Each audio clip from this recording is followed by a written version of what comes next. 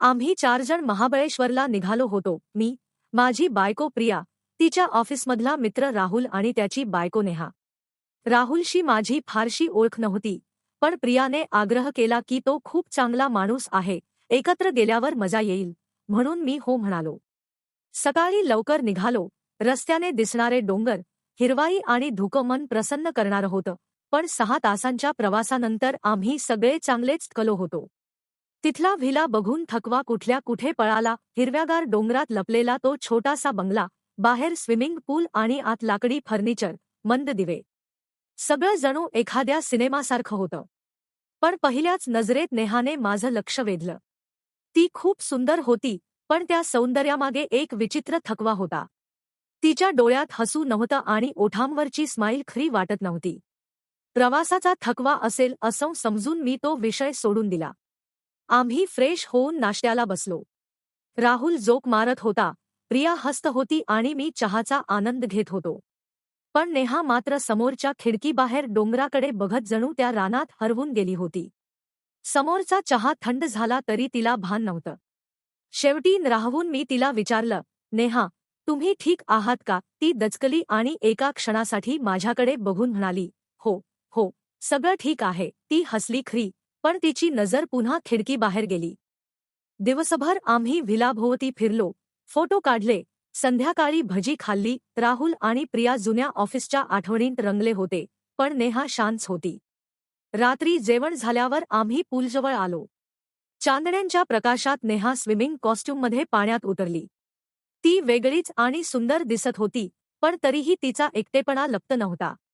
मी हळूच प्रियाला विचारलं, अगं, नेहा एवढी उदास का दिसते? तेव्हा प्रियाने नजर चोरत फक्त 3 शब्द उच्चारले, ती तशीच असते. त्या शब्दांत काहीतरी गुपित होतं जे मला अस्वस्थ करून गेलं. नेहाने पाण्यातून माझ्याकडे बघितलं. त्या नजरेत एक थकलेला प्रश्न होता, कोणीतरी मला विचारेल का? त्या रात्री मला झोप लागली नाही. व्हिलामधील शांतता मला खाऊ लागली होती. मी हळूच उठून बाहेर व्हरांड्यात आलो, तर नेहा पूलच्या काठावर पाय सोडून बसली होती.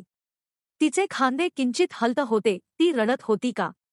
मी सावलीसारखा तिच्या शेजारी जाऊन बसलो. तिने दचकून मान वर केली, डोळ्यांतलं पाणी पुसण्याचा अयशस्वी प्रयत्न केला आणि पुन्हा शून्यात बघू लागली. नेहाताई, खूप थंडी आहे बाहेर. तुम्ही अजून झोपला नाहीत? मी हळूच विचारलं. तिने एक दीर्घ सुस्कारा सोडला. झोप?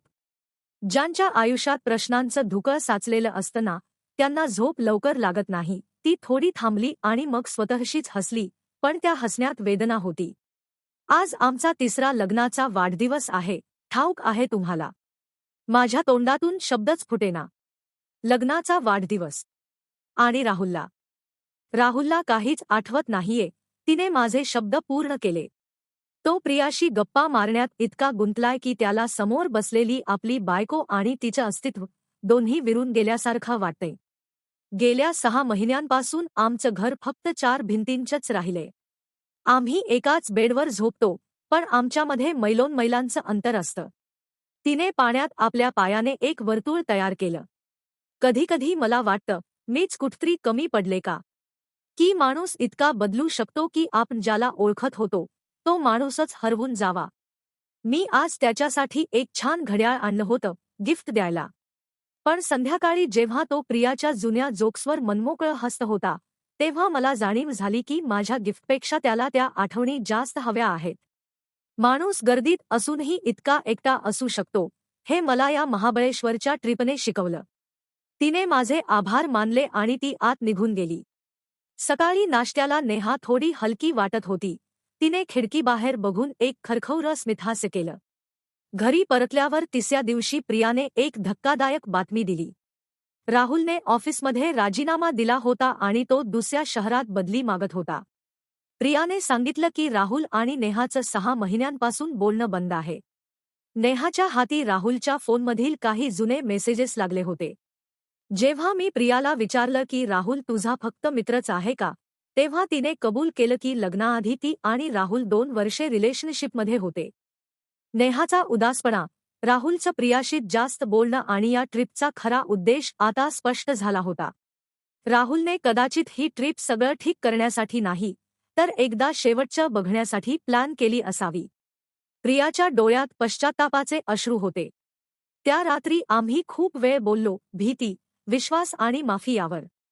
काही दिवसांनी नेहाचा मेसेज आला, त्या रात्री तुम्ही माझ्या शेजारी बसलात तेव्हा मला जाणवलं की मी अजूनही कोणाला तरी दिसते.